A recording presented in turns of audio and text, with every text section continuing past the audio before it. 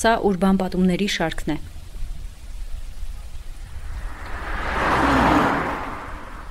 Հին սրճարաններից մինչև նոր երկնաքերերի, թաքնված անկյունների միջով անցնելով, ուրբան պատումների շարքը փորձում է բացահայտել տեղի հիշողությունը և հասկանալ քաղաքը։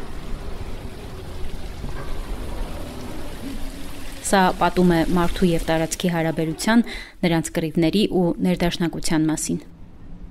Սա ուրբան պատում է Երևանի մի քանի շինությունների մասին, որոնք նախագծվել են կին ճարտարապետների կողմից։ Մենք հիմա գտնվում ենք Թամանյանի արձանի մոտ։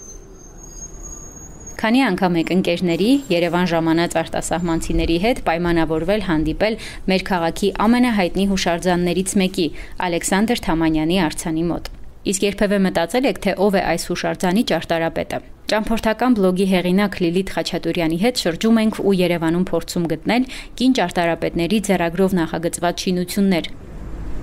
Սեյդա Պետրոսյանի այցեքարտն է համարվում, Թամանյանի արձանը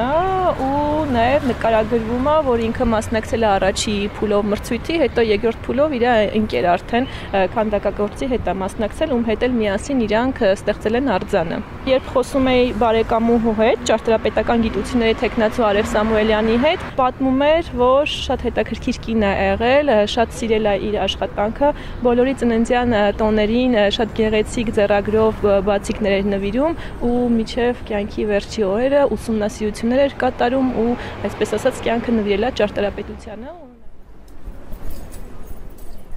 Պատկերացնում եք, որքան դժվար էր աշխատել պայմանական կոչենք տղամարդկանց դոմինանտության միջավայրում, ամեն անգամ ստիպված լինել ապացուցել արհեստավարժ լինելը։ Սեյդա Պետրոսյանը այս հարցում անզիջում էր։ Առավոտյան 8-ին Հալաբյանից ոտքով իջնում էր Երևան նախագծի շենք, որն այն ժամանակ պրոսպեկտում էր գտնվում և նույն ճանապարհով հետ էր գալիս։ Ցավոք սրտի կին ճարտարապետների մասին շատ դժվար է ինֆորմացիա գտնելը, որովհետև առանձին գրականություն չկա։ Ու հետաքրքիրն է նա, երբ խոսում ես նաև տղամարդ ճարտարապետների հետ, շատ դեպքերում նրանք ասում են, դե իրականում սա իր աշխատանքներից չի, ինքը ինչ որ մի տղամարդ ճարտարապետի աշխատակազմում է աշխատել, գլխավորությամբ է աշխատել, ներգրաված է եղել, բայց իրանցից ոչ մեկ չեն ընդունում նաև, որ այո, սա հենց այդ կնոջ աշխատանքներից մեկն է։ Հետաքրքիր է, այդ շրջանում տղամարդիկ շատ ոլորտներից են կանանց դուրս մղել այդ մրցավազքից։ Դարին բնորոշ սխալմունքի թե սովորույթի պատճառով հայ կին ճարտարապետներն այնքան հայտնի չեն, որքան արդարացիորեն արժանի են լինել։ 1928 թվականին ճարտարապետական դպրոցն ավարտեց Աննա Տեր Ավետիքյանը։ 1926-ից նա երեկոյան ժամերին աշխատում էր Ալեքսանդր Թամանյանի արվեստանոցում։ Հենց այս ժամանակ էր մշակվում օպերայի շենքի նախագիծը։ Արվեստանոցում նրա ներկայությունը այնպիսի շփոթմունք էր առաջացրել, որ մարդիկ հաճախ էին դուռը թակում և զարմացած բացականչում. «Վայ նայեք, աղջիկ»։ Փաստացի 40 կառույցների ավելի հեղինակ կա, որը նաև պատմամշակութային նշանակություն ունի Երևանում։ Եմ ինքը ապրել է 1908-ից մինչև 2013 թվական ժամանակահատվածում։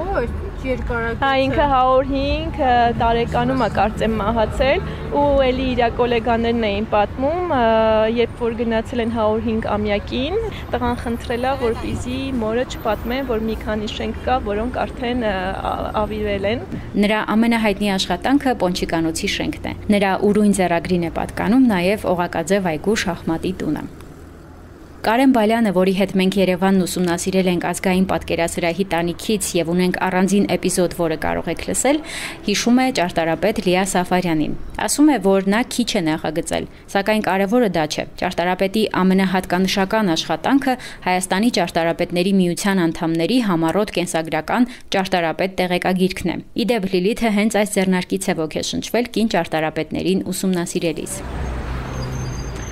Ու երբ թերթում էի, տեսա, որ բավականին մեծ ցանկ կա կին ճարտարապետներու, երբ կարդացի անունները ու տակը արդեն ոնց որ գրած էր, թե իրանք ինչ շենքեր են կառուցել, շատ զարմանալի էր ու այդ ստիպեց, որովհետև էլի եմ ասում, շատ դեպքերում նույն տեխնիկային թատրոնը, որի կողքով անցնում ես միշտ, նույն Բաղրամյան 1-ով, որ անցնում ես, երբեք մտքովդ չի անցնում, որ ճարտարապետը կին է, ու այդ ստիպեց, որ ավելի խորանամ ու պարզվեց, չէ, մենք ունենք տենց ահռելի մեծ կին ճարտարապետ ճարտարապետների, շարք, որոնք իրոք մնայուն գործ են արել, ու երբ խոսացի տղամարդ ճարտարապետների հետ, պարզվեց, որ այո, իրանց կին լինելը նաև շատ տենց օգնել է յուրահատուկ, նուրբ ոճ հաղորդելուն շենքերին։ Ես բնականաբար չեմ կարող թվարկել բոլոր հայկին ճարտարապետներին, որոնք ոչ միայն Երևանում, այլ նաև մարզերում են տարբեր շինություններ նախագծել։ Նրանց մեջ էր նաև Հովհաննես Թումանյանի դուստր Թամար Թումանյանը, Սուլթանիկ Արևշատյան, Ռոզա Գրիգորյան, Մարգարիտա Հայրապետյան, Ալեքսանդրա Երեմյան եւ այլոք, մարդիկ, որոնք իսկապես արժանի են, որ մենք մեր խոսույթում հիշենք նրանց։ Իսկ որ կառույցն ես դու ամենաշատը սիրում կին ճարտարապետների արածներից։ Երևի թե Երևանի տեխնիկային թատրոնը, որովհետև շատ ջերմ է, շատ տաք է ու իր մեջ շատ սենց հետաքրքիր մանկական, իմ մանկության հուշերը կան։ Ես կուզեմ նաև խոսամ նույն Թամար Թումանյանի մասին, փաստացի էտել էր ինձ համար շատ տենց անակնկալ, որ Հովհաննես Թումանյանի հենց 10-րդ զավակը ճարտարապետ է եղել ու աշխատել է պատվավոր ճարտարապետների հետ։ Ու պարզում է ինքը, երբ եղել է թանգարանի տնօրեն, մի շարք գործունեություն է ծավալել ճարտարապետական, բայց ցավոք սրտի էլի ինֆորմացիա շատ չկա, որովհետև նույն Թումանյանի տուն թանգարանից էլ չեն կարողանում օգնել, իրանք էլ որոշակի շատ քիչ ինֆորմացիա ունեն ու փաստացի այդ պատմությունը ինչ-որ միտեղ գալիս է ու կանգ է առնում, որովհետև ինֆորմացիայի պակաս կա։ Հենց խորհրդային միության ժամանակ նաև մրցանակներ ստացած են։